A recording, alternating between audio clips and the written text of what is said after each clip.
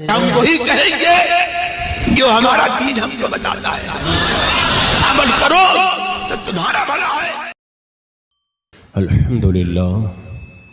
الحمدللہ رب العالمین والصلاة والسلام علی سید الانبیاء والمرسلین وعلى آلہ واصحابہ وازواجہ واہل بیتہ اجمعین، اما بعد فاعوذ باللہ من الشیطان الرجیم، بسم اللہ الرحمن الرحیم، وذکرہم بأیام اللہ، صدق اللہ مولانا العظیم، وصدق رسولہ النبی الامین المتین الکریم، ونحن علی ذلک لمن الشاہدین والشاکرین، والحمد للہ رب العالمین۔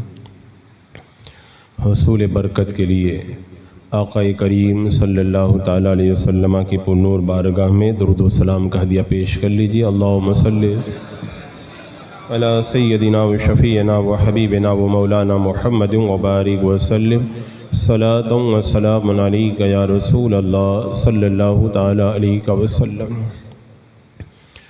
آج کا جمعہ مبارکہ 11ویں شریف کی برکتوں سے اور بھی زیادہ پرنور ہو گیا ہے، اور قادری دیوانوں کے دلوں کے اندر 11ویں کی امنگوں نے آج کی جمعہ کی خوشیوں کو دوبالا کر دیا ہے۔ اللہ تبارک و تعالی ہمیں قادری کرے، قادری رکھے اور قادریوں ہی میں موت عطا فرمائے۔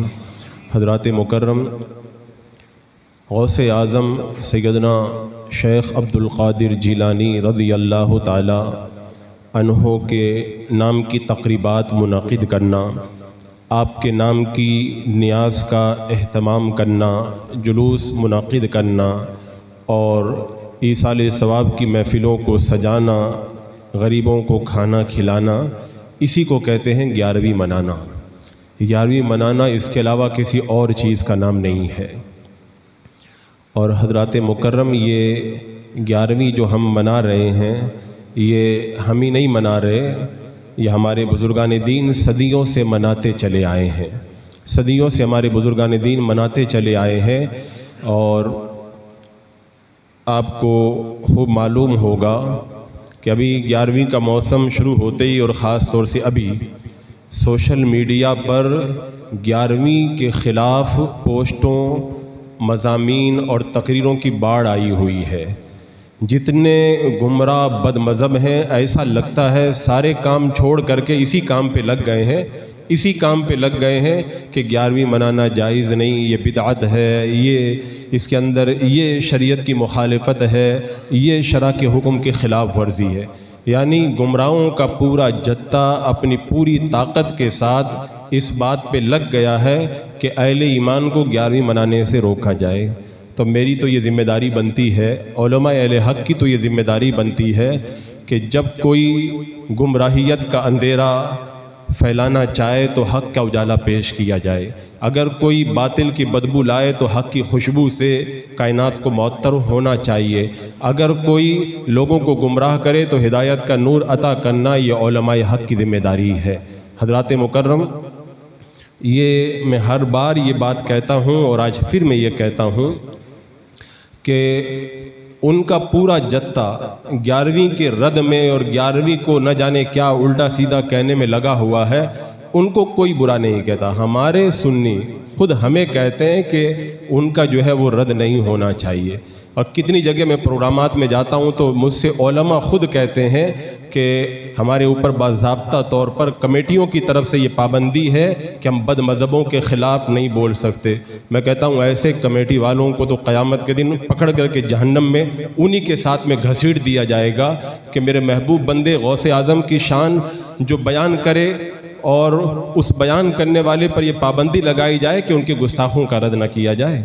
یہ قیامت کے دن ان کی آنکھیں کھلیں گی، تب انہیں اس چیز کا احساس ہو پائے گا۔ حضرات مکرم، 11ویں کے حوالے سے میں بڑے واضح، صاف اور 2 ٹوک لفظوں کے اندر کچھ باتیں آپ کے سامنے رکھوں گا، اس لیے کہ آج کا ہمارا نوجوان، ہماری مجلسوں میں کم آتا ہے اور یوٹیوب وغیرہ سوشل میڈیا سے جڑا ہوا ہے، اور وہ اتنی گمراہیت پھیلا رہے ہیں کہ کتنے ہمارے نوجوان گمراہیت کے دلدل میں گرفتار ہو چکے ہیں۔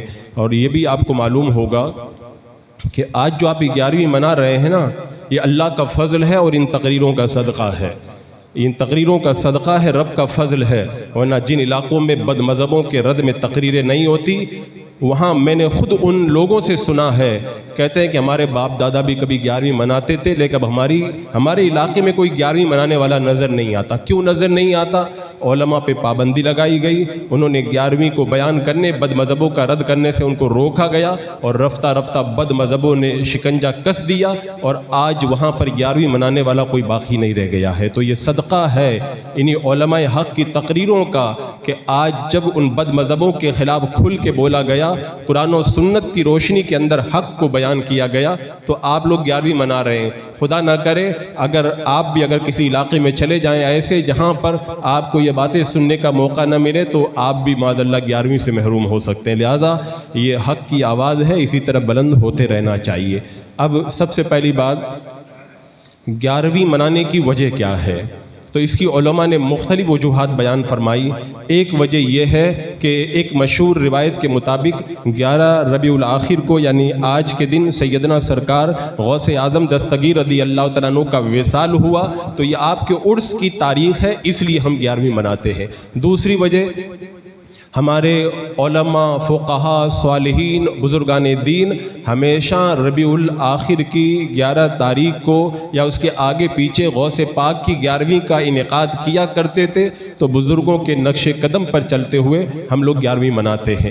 ایک تیسری وجہ یہ بتائی جاتی ہے کہ سیدنا سرکار غوث اعظم دستگیر رضی اللہ تعالیٰ عنہ ہر مہینے کی 11 تاریخ کو اللہ کے رسول صلی اللہ تعالیٰ علیہ وسلم کا ختم شریف فرمایا کرتے تھے۔ آپ کی اس ختم شریف اور اس نیاز کو اللہ نے اتنی برکت عطا فرمائی، اتنی برکت عطا فرمائی کہ آپ تو اللہ کے رسول صلی اللہ تعالیٰ علیہ وسلم کے نام سے 11ویں کرتے تھے، آپ دنیا سے تشریف لے گئے، آج صدیاں گزر گئی اور آپ کے نام کی 11ویں آج بھی آپ کے غلاموں کے اندر باقی رکھ دی گئی ہے۔ تو یہ 11ویں کی مختلف روایتیں ہمارے علماء نے بیان فرمائی۔ اب اس کے بعد 11ویں منانا کیا جائز ہے یا نہیں، یہ ایک بنیادی سوال، حالانکہ یہ سوال ہی نہیں ہے، یہ سرے سے کوئی سوال نہیں، لیکن یہ سوال آج سنی نوجوان بھی ہم سے کرتے ہیں کہ 11ویں منانا جائز ہے کہ نہیں۔ تو پہلی بات تو میں بالکل صاف صاف کہتا ہوں کہ بلا شبہ بے شک 11ویں شریف منانا جائز ہے، نہ صرف جائز بلکہ باعث اجر و ثواب ہے، اس کے اندر بڑی برکتیں ہیں، یہ امر مستحسن ہے، امر مستحب ہے۔ اب اس کے بعد میں تیسری بات یہ ہے کہ گمراہ فرقے اور ان کے چنگل میں پھنسے ہوئے لوگ ہم سے پوچھتے ہیں کہ 11ویں منانا اگر جائز ہے تو یہ قرآن سے ثابت ہے یا حدیث سے ثابت ہے یا پھر صحابہ سے ثابت ہے یا کہاں سے ثابت ہے؟ تو یہاں پہ میں کچھ اصولی باتیں آپ کے سامنے رکھوں۔ جو چیزیں فرض ہوتی ہیں وہ دلیل قطعی سے ثابت ہوتی ہیں، جو چیزیں واجب ہوتی ہیں وہ دلیل ظنی سے ثابت ہوتی ہیں، جو چیزیں سنت ہوتی ہیں وہ اللہ کے رسول علیہ السلام اور صحابہ کے قول، فعل اور تقریر سے ثابت ہوتی ہیں، اور جو چیزیں مستحب ہوتی ہیں وہ علماء کے کرنے سے اور نیک لوگوں کے بتانے سے ثابت ہوا کرتی ہیں۔ اب پہلی بات تو یہ کہ ہم 11ویں شریف کو نہ فرض مانتے ہیں اور نہ واجب مانتے ہیں۔ اب ہم سے کوئی قرآن کی آیت نہ پوچھے، ہم سے کوئی حدیث پاک نہ پوچھے، کیونکہ میں نے بتا دیا کہ قرآن کی آیت اور حدیث پاک یعنی دلیل قطعی اور دلیل ظنی فرض اور واجب کو ثابت کرنے کے لیے پیش کی جاتی ہے۔ جب 11ویں کو ہم فرض بھی نہیں کہتے، واجب بھی نہیں کہتے، تو یہ کتنے بڑے نادان اور جاہل اور بیوقوف ہے جو ہم سے قرآن کی آیت اور حدیث پاک مانگتے ہیں۔ اب اس کے بعد میں دو چیزیں بچ گئی، اگر یہ فرض اور واجب نہیں ہے تو سنت ہے کہ مستحب ہے؟ تو 11ویں کی دو جہتیں ہیں۔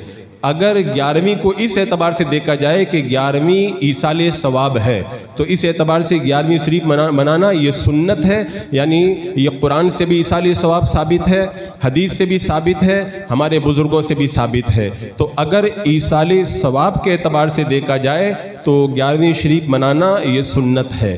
اور اگر خود 11ویں کو دیکھا جائے مرتبہ فردیت کے اندر جو ہم خاص طور سے 11ویں مناتے ہیں ایصال ثواب سے نظر ہٹا کر کے، تو اس اعتبار سے 11ویں شریف منانا یہ سنت نہیں بلکہ مستحب ہے.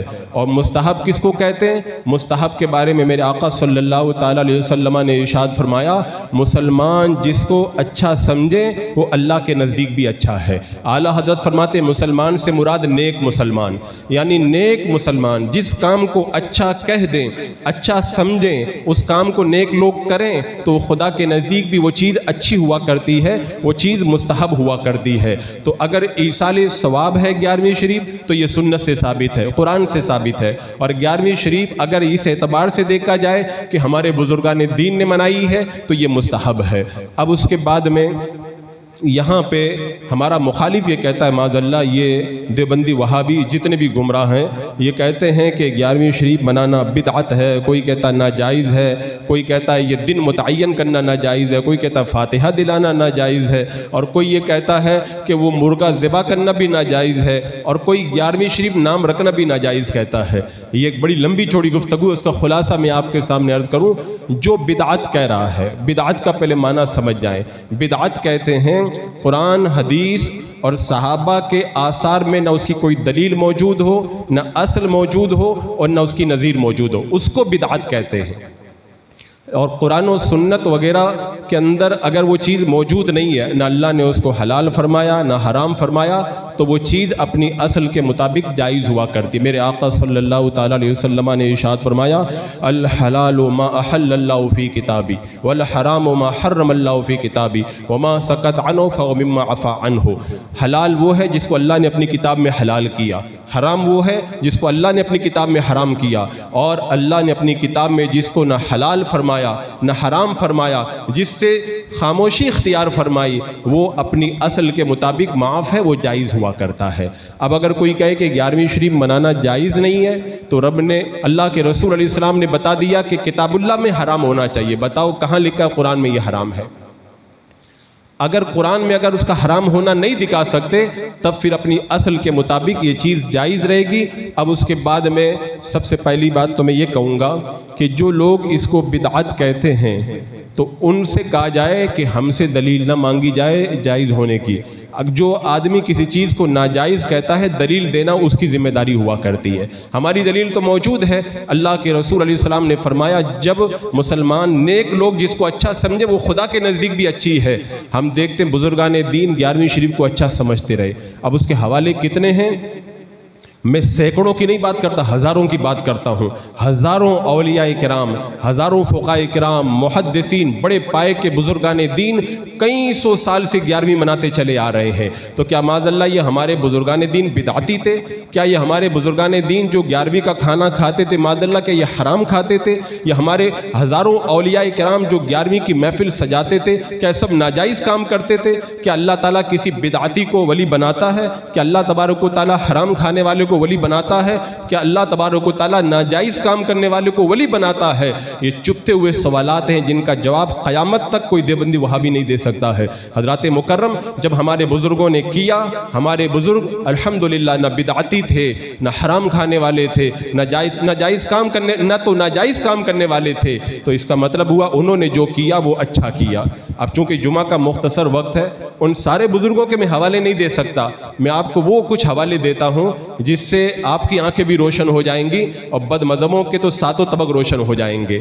کچھ ایسے بھی علماء دنیا میں ہیں جن کو ہم بھی مانتے ہیں، دیوبندی بھی مانتے ہیں، اہل حدیث غیر مقلد بھی مانتے ہیں، اور اس کے بعد بڑے مزے کی بات یہ ہے کہ یہ دیوبندی وہابی اور جتنے گمراہ جن کو مانتے ہیں انہوں نے بھی 11ویں کو جائز کہا ہے، انہوں نے 11ویں منائی ہے، انہوں نے 11ویں منانے کی فضیلت بیان فرمائی ہے. تو آج کل چونکہ جو ہے سوشل میڈیا کے ذریعے کتابیں دکھا دکھا کے ہمارے نوجوانوں کو گمراہ کیا جا رہا ہے، اس لیے میں نے بھی سمجھا کہ ان کی کتابوں کے بالکل حوالے آپ کے سامنے رکھ دوں. سب سے پہلے بات حضرت شیخ عبدالحق محدث دہلوی رحمۃ اللہ تعالی علیہ اپنی کتاب ما ثبت بالسنہ کے اندر فرماتے ہیں میرے پیر و مرشد حضرت سیدنا عبد الوہاب متقی مہاجر مکی رحمۃ اللہ تعالی علیہ 9 ربیع الاخر کو غوث پاک کا عرس منایا کرتے تھے. اس کے بعد میں آپ فرماتے ہندوستان میں ان کی اولاد اور مشائخ کے اندر 11 تاریخ کو غوث پاک کا عرس منایا جاتا ہے. ایک بات. اس کے بعد میں یہی سرکار شیخ عبدالحق محدث دہلوی اپنی کتاب زاد المتقین فی سلوک طریق الیقین میں فرماتے ہیں کہ غوث پاک کا عرس ہمارے دیار میں 11ویں شریف کے اندر منانا یہ معروف ہے. اور یہی شیخ عبدالحق محدث دہلوی فرماتے ہیں کہ اخبار الاخیار میں فرماتے ہیں شیخ امان اللہ پانی پتی رحمۃ اللہ تعالیٰ علیہ ربیع الاخر میں غوث پاک کا عرس منایا کرتے تھے. اتنی بات آپ لوگ سمجھ گئے. اب میں آگے جو بات بتا رہا ہوں وہ سننے کی بات ہے. یہ شیخ عبدالحق محدث دہلوی خود بھی 11ویں منا رہے ہیں, ان کے پیر بھی منا رہے ہیں, ان کی ساری اولاد بھی منا رہی ہے. آپ کو پتہ ہے یہ شیخ عبدالحق محدث دہلوی کون ہے؟ یہ شیخ عبدالحق محدث دہلوی وہی ہیں جن کو وہابیوں کے امام نواب صدیق حسن بھوپالی نے لکھا ہے کہ ہندوستان کے اندر مسلمانوں کی فتوحات کے بعد علم حدیث نہیں تھا. جو لوگ علم حدیث کو یہاں پر لے کے آئے ان میں شیخ عبدالحق محدث دہلوی بھی شامل ہیں. شیخ عبدالحق محدث دہلوی ہندوستان میں علم حدیث کو لانے اور اس کے فیضان کو عام کرنے والے پہلے آدمی ہیں. بتاؤ, یہ وہابی خود کہہ رہے ہیں کہ ہندوستان میں جو علم حدیث آیا یہ شیخ عبدالحق محدث دہلوی لے کر کے آئے ہیں. تو جو ہندوستان میں علم حدیث لے کر کے آیا, یہ سارے اہل حدیث جن کی حدیثوں کو پکڑ کر کے چل رہے ہیں وہ خود فرماتے ہیں میں بھی 11ویں مناتا ہوں, میرے پیر بھی 11ویں منایا کرتے تھے. اس کے بعد میں ایک بہت بڑا غیر مقلد مولوی مسعود عالم ندوی لکھتا ہے کہ شیخ عبدالحق محدث دہلوی کی ذات شمالی ہند میں علم حدیث کو زندگی دینے اور سنت نبوی کا خزانہ ہر خاص و عام کے اندر عام کرنے والی ہے. آج ہم ان کے شکر گزار ہیں, ان کی علمی خدمات کا دل سے اعتراف کرتے ہیں. یعنی وہابی خود کہہ رہے ہیں کہ ان کی وجہ سے ہمیں علم ملا ہے, وہ نہ آتے تو علم بھی ہم کو نہ ملتا. وہ کہہ رہے ہیں کہ 11ویں میں بھی مناتا ہوں اور میرے پیر و مرشد بھی مناتے ہیں. اسی طرح ایک اور محمد ابراہیم میر سیالکوٹوی غیر مقلد یہ لکھتا ہے کہ مجھ عاجز کو شیخ عبدالحق محدث دہلوی کے علم و فضل اور خدمت حدیث سے بڑی عقیدت ہے. آپ کی کئی کتابیں میرے پاس میں موجود ہیں اور بہت سے علمی فوائد میں حاصل کرتا ہوں. اب آپ بتائیں, جو شیخ عبدالحق محدث دہلوی یہ وہابیہ جن کی بارگاہ میں ادب سے جا کے بیٹھتے ہیں, جن کو اپنا امام مانتے ہیں اور جن سے علم حاصل کرتے ہیں, علم حدیث لانے والا مانتے ہیں, وہ کہہ رہے ہیں تو کیا معاذ اللہ شیخ عبدالحق محدث دہلوی بدعتی تھے؟ کیا یہ لوگ بدعتی کو امام مانتے؟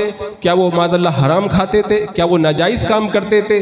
بلا شبہ وہ جو کرتے تھے وہ صحیح کرتے تھے.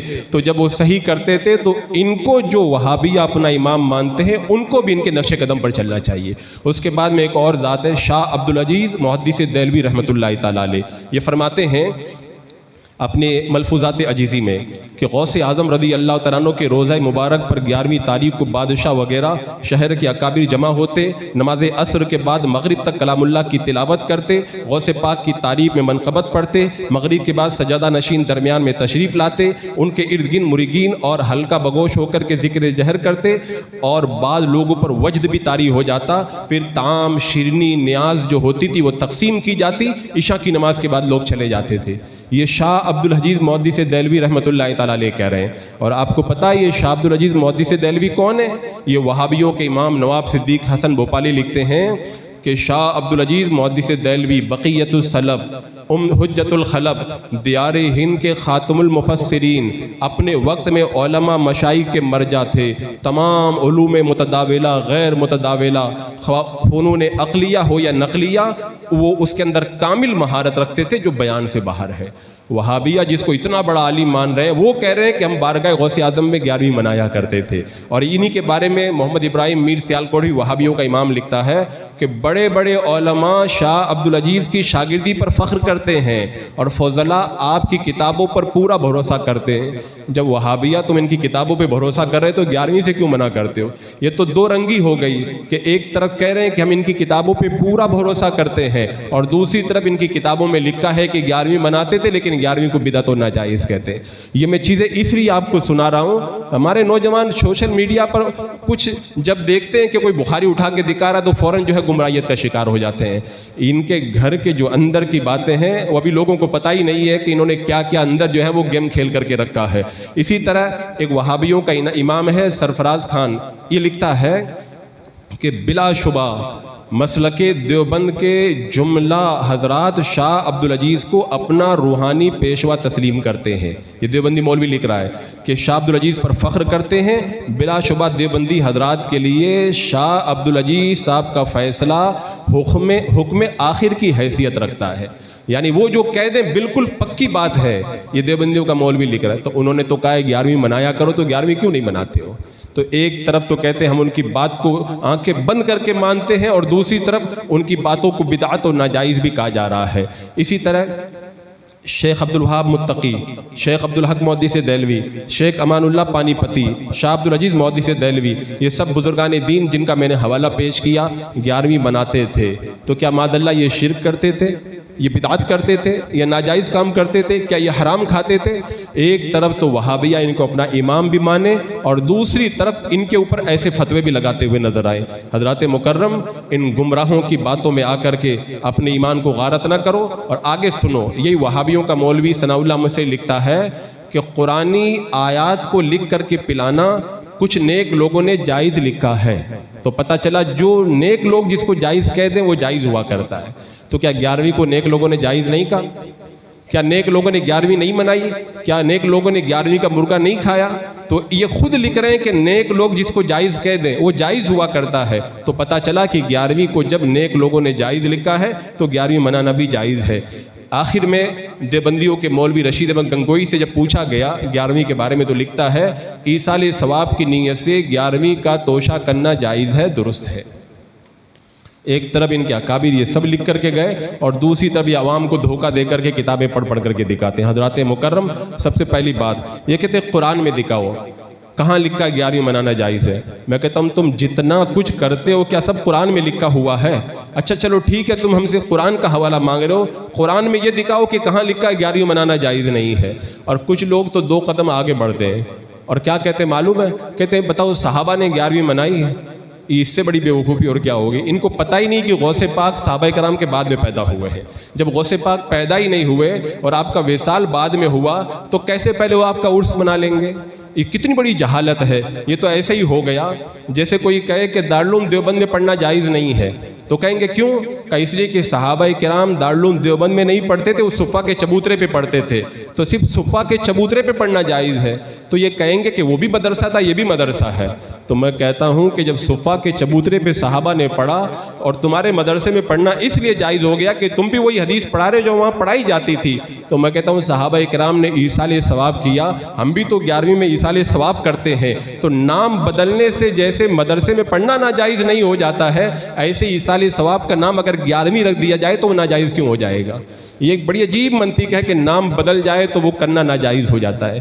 اچھی چیز کا اگر نام بدل دیا جائے, چاہے تیجا نام رکھا جائے, چاہے 40واں, چاہے 10واں, چاہے 20واں, چاہے 11ویں, چاہے 6ٹھی, چاہے عاشورہ کی فاتحہ, کوئی بھی نام رکھو جو جائز چیز ہے وہ جائز ہی رہا کرتی ہے. یہ کہاں سے پتہ نہیں اٹھا کے لے کے آئے کہ نام بدلنے سے وہ چیز ناجائز ہو جاتی ہے. اور یہ بھی کبھی کبھی کہتے ہیں کہ بخاری شریف اٹھا کے لاتے ہیں, کہتے دیکھو میرے ہاتھ میں بخاری شریف ہے, اس میں مجھے کھول کر کے دکھاؤ کہ کہاں لکھا ہے کہ 11ویں منانا جائز ہے. یہ دیکھو کتنی بڑی جہالت والی بات ہے, اور ہمارے نوجوان ایسے ہی گمراہ ہو جاتے ہیں. اب ان سے ڈائریکٹ ہم ایک سوال کرتے ہیں کہ اگر بخاری میں تم 11ویں دیکھنا چاہتے ہو تو سب سے پہلے بتاؤ بخاری کے مانتے ہو کہ نہیں مانتے ہو؟ بولے مانتے ہیں. بولے ہمیں بخاری شریف کھول کے اس کے اندر دکھاؤ کہ اللہ کے رسول نے یہ کہاں پہ فرمایا کہ بخاری کو ماننا ضروری ہے. کہاں اللہ کے رسول نے فرمایا کہ بخاری شریف میں جو کچھ لکھا ہوا سب میں نے ہی کہا ہے, وہ سب میری حدیثیں ہیں. تو وہ آئیں بائیں کرنا شروع ہو جائیں گے. کہتے ہیں بخاری شریف میں تو حدیثیں لکھی ہیں نا. تو میں کہتا ہوں 11ویں کے ثبوت میں جو ہم پیش کر رہے ہیں وہ بھی تو حدیثیں ہی پیش کر رہے ہیں نا. ایصال ثواب کے بارے میں جو دلیلیں پیش کر رہے ہیں وہ بھی تو حدیثیں پیش کر رہے ہیں. اگر امام بخاری اپنی کتاب میں حدیثیں لکھ جائیں تو بخاری معتبر ہو جائے, تو اگر 11ویں کے ثبوت میں ہم حدیثیں پیش کر دیں تو 11ویں کیوں ناجائز ہو جائے گی؟ یہ ایک ایسی عجیب و غریب منطق ہے. اور کچھ لوگ تو اتنا آگے بڑھ جاتے ہیں, یہاں تک کہتے ہیں کہ 11ویں جو نام رکھا گیا نا, یہ نام رکھنا جائز نہیں ہے. بھئی 11ویں نام رکھنے میں کیا قباحت ہے؟ صفا کا چبوترا جس پہ اللہ کے رسول علیہ السلام نے پڑھایا، تو پھر دنیا کے اندر کسی کو مدرسہ بھی نہیں کہنا چاہیے، کسی کو مکتب بھی نہیں کہنا چاہیے، اسلامک سینٹر بھی نہیں کہنا چاہیے، کیونکہ حدیث پاک میں صرف صفا ملتا ہے، صفا ہی پہ پڑھانا چاہیے۔ تو یہ نام بدلنے سے کوئی چیز ناجائز نہیں ہوا کرتی ہے۔ اور آگے بڑھ کر کے ایک چیز اور کہتے ہیں کہ جو تم لوگ خاص کر دیتے ہو نا کہ 11 ہی کو فاتحہ ہوتی ہے، یہ ناجائز ہے۔ الحمدللہ اہل سنت و جماعت میں سے 11 ہی کو فاتحہ لگانا کوئی فرض اور واجب نہیں سمجھتا ہے، اور کوئی ضروری نہیں سمجھتا ہے۔ 10 کو بھی کر سکتے ہیں، 11 کو بھی کر سکتے ہیں۔ اچھا تم کو 11 سے چڑ ہے تو تم 9 کو مناؤ نا، 12 کو فاتحہ کراؤ، تمہیں اس میں کیا اعتراض ہے؟ لیکن ان کو منانا نہیں ہے، خالی اپنے دل کے ففولے پھوڑنے ہیں۔ اور آگے آپ کو میں بتاؤں، میرے آقا صلی اللہ تعالیٰ علیہ وسلم ہر پیر کو روزہ رکھا کرتے تھے، فرض سمجھ کے نہیں رکھا کرتے تھے۔ تو کیا اتوار کے دن روزہ رکھنا ناجائز ہے؟ کیا منگل کے دن ناجائز ہے؟ کیا اللہ کے رسول علیہ السلام پیر کے دن واجب سمجھ کے رکھتے تھے؟ میرے آقا صلی اللہ علیہ وسلم ہر سنیچر کو قباء شریف تشریف لے جاتے تھے۔ تو کیا جمعہ کو جانا ناجائز ہے؟ کیا اتوار کو جانا ناجائز ہے؟ اسی طرح حضرت عبداللہ ابن مسعود رضی اللہ تعالیٰ عنہ ہر جمعرات کو تقریر کیا کرتے تھے۔ تو کیا بدھ کو تقریر کرنا ناجائز ہے؟ یہ بڑی جہالت ہے۔ ہمارے اسلاف نے جو دن مقرر کر کے کام کیا ہے وہ اس لیے نہیں کیا کہ اسی دن کرنا جائز ہے، بس ایک متعین کر دے تاکہ لوگوں کو آسانی ملے۔ اب تو ایک بڑا عجیب معاملہ تو یہ ہے کہ یہ لوگ جب شادی کریں ان کو شادی کی تاریخ نہ دی جائے، بارات لے کے اچانک ان کے گھر پہ پہنچ جائیں۔ یہ کہیں گے کہ اچانک کیوں آ گئے؟ بولے آپ ہی نے تو کہا تھا کہ دن متعین کرنا جائز نہیں ہے اور بدعت ہے، یہ ناجائز ہے، تو ہم نے دن متعین کرنا ضروری نہیں سمجھا، بغیر دن متعین کی آپ کے گھر پہ بارات لے کر کے ہم آ گئے، اور پھر اس کے بعد ان کو پتہ چل جائے گا کہ دن متعین کرنا کتنا ضروری ہوا کرتا ہے۔ یہ صرف عوام کو دھوکہ دینے کے لیے ڈھکوسلا بناتے ہیں۔ ہماری عوام کو اس سے بڑا ہوشیار رہنے کی ضرورت ہے۔ اور آگے بڑھ کر کے معلوم ہے کیا کہتے ہیں کہ تم لوگ جو مرغا ذبح کرتے ہو وہ تو قرآن میں ناجائز لکھا ہوا ہے۔ اللہ تعالیٰ فرماتا ہے وَمَا أُهِلَّ لِغَيْرِ اللَّهِ، جو غیر اللہ کے لیے ذبح کیا جائے وہ حرام ہے۔ کہاں ما أُهِلَّ لِغَيْرِ اللَّهِ آیت کریمہ، اس کی تفسیر تو کم سے کم پڑھ لیتے۔ اس کی تفسیر میں مفسرین نے لکھا ہے کہ کفار اور مشرکین اپنے بتوں کے نام پر جو بت ذبح کرتے تھے، اللہ نے ان کے بارے میں فرمایا یہ غیر اللہ کے نام پر جو اپنے جانوروں کو بتوں کے نام پر ذبح کرتے ہیں یہ حرام ہے۔ اب اس کو لے جا کر کے غوث پاک کے مرغے پہ لے جا کر کے فٹ کر دیا۔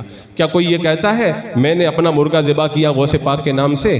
کہتے نہیں، غوث پاک کا نام تو لیا گیا، تو پھر بچے کا ولیمہ بھی ناجائز ہو گیا، کیونکہ بکرا لاتے ہو ولیمہ کے لیے تو یہی کہتے ہو نا یہ میرے بچے کے ولیمے کا بکرا ہے، تو تمہارے بچے کا نام آ گیا، وہ بھی ناجائز ہو جانا چاہیے۔ اور قربانی کا جو بکرا لاتے ہو وہ بھی ناجائز ہونا چاہیے، کیونکہ اس میں بھی تو کسی نہ کسی کا نام لے کر کے ہی لاتے ہو نا، یہ فلاں کے نام کا، فلاں کے نام کا۔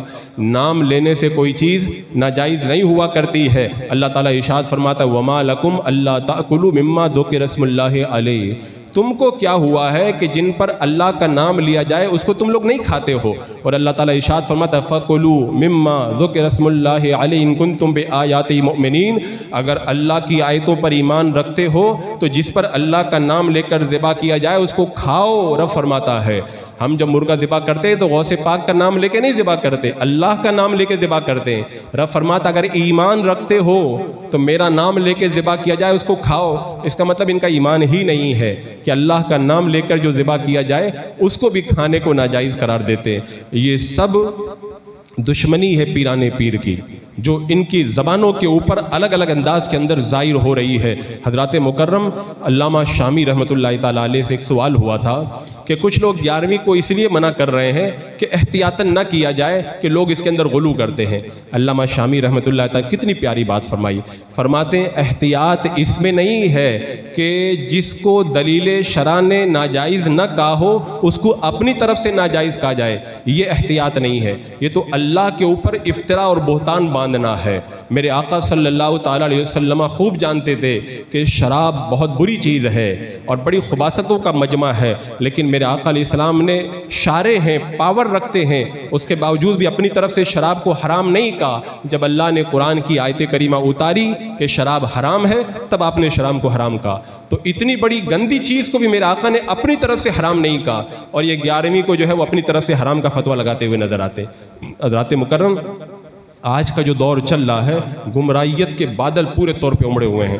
میں یہ باتیں اس لیے کہہ رہا ہوں، بہت سارے لوگوں کو میں دیکھتا ہوں جب بد مذہبوں کا نام میں لیتا ہوں نا تو ویسے اونچے نیچے ہونے لگتے ہیں، ایسا لگتا ہے جیسے ان کے دل کے اندر کھلبلی مچی ہوئی ہے۔ یہ خلبلی جس کے دل میں مچتی ہے نا، اس کو آخری وقت میں پتہ چلے گا اس کا ایمان سلامت رہتا ہے کہ نہیں رہتا ہے۔ سرکار غوث پاک سیدنا شیخ عبد القادر جیلانی رضی اللہ تعالیٰ عنہ اپنی تقریر میں بد مذہبوں کا کھل کے رد کرتے تھے، نام لے لے کے رد کرتے تھے، اور سرکار غوث پاک نے اپنی کتابوں میں گمراہ فرقوں کا نام لکھا اور آخر میں لکھا مسلمان پر واجب ہے کہ اہل سنت و جماعت کے ساتھ مضبوطی سے قائم رہے اور گمراہوں سے پرہیز کرے۔ ہم قادری غلام ہیں۔ جب ہمارے غوث نے بتا دیا کہ بد مذہبوں سے پرہیز کرو، بد مذہبوں کا رد کرو، تو جو ان کا قادری غلام ہوگا وہ بھی بد مذہبوں کا رد کرتا ہوا نظر آئے گا۔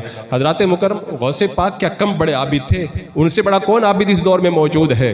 جنگلوں میں 25 سال تک عبادت کرنے والے، 40 سال تک عشاء کے وضو سے فجر کی نماز پڑھنے والے، برج اجمی کے اندر 12 سال تک عبادت کرنے والے، 15 سال تک ایک رکعت میں قرآن پاک ختم کرنے والے، اور ساری زندگی رات بھر رب کی عبادت میں مگن رہنے والے اتنے بڑے عابد، لیکن جب کرسی خطابت پر آ کر کے بیٹھتے اور تقریر کرتے تو کھل کر کے بد مذہبوں کا رد کرتے۔ میرے غوث نے بتا دیا عبادت، ریاضت، تقوی، طہارت، پرہیزگاری، پارسائی، یہ سب اللہ کی بارگاہ میں مقبول ہے، لیکن اللہ کو خوش کرنا ہے تو زمانے میں جو گمراہ پھیلے ہوئے ہیں ان کا رد کرنا یہ بھی مجھ غوث اعظم کا طریقہ ہے۔ جو میرا غلام ہوگا ان کا رد کرے گا بھی، اور ان کا رد سن کر کے خوش بھی ہوگا، اور جو ان کا رد نہ کرے یا ان کا رد سن کر کے خوش نہ ہو تو پھر سمجھ جاؤ کہ وہ پکا قادری غلام نہیں ہے، اس کے دل کے اندر چور ہے اس کے دل میں۔ آپ دیکھیں اعلیٰ حضرت سرکار اپنے وقت کے مجدد ہیں، کتنے شان سے 11ویں مناتے۔ ایک بندہ آیا آپ کی بارگاہ میں کہ مجھے کوئی پریشانی ہے، فرمایا 11ویں کا توشہ بول دو۔ اس نے منت مان لی۔ اب جب مراد پوری ہو گئی، توشہ بنا کے آپ کی خانقاہ کے اندر لے کر کے آیا۔ اعلیٰ حضرت کتنی محبت رکھتے تھے غوث پاک کی تبرک سے۔ یہ جس کو حرام و ناجائز کہتے ہیں، وقت کا مجدد کیا کر رہا ہے؟